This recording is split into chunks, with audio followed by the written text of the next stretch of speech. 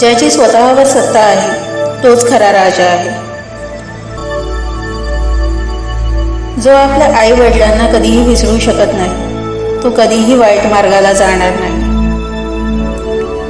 जीवनाच्या अनुभवातूनच सुविचारांचा जन्म होतो.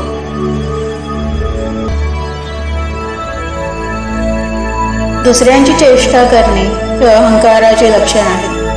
त्यापासून ज्यांना आनंद मिळतो तो निर्बुद्धीच. प्रामाणिकपणे कर्तव्याचे आचरण करणाऱ्या माणसाला कसलीही भीती वाटत नाही.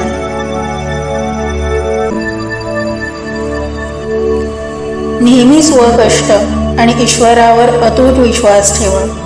हीच तुमच्या यशाची पावती असेल. एक वेळ पैसा गमावला तरी चालेल, पण वेळ कधीच गमावू नका.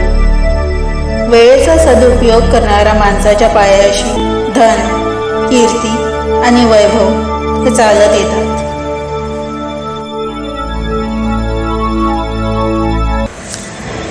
ज्याची स्वतःवर सत्ता आहे तोच खरा राजा आहे.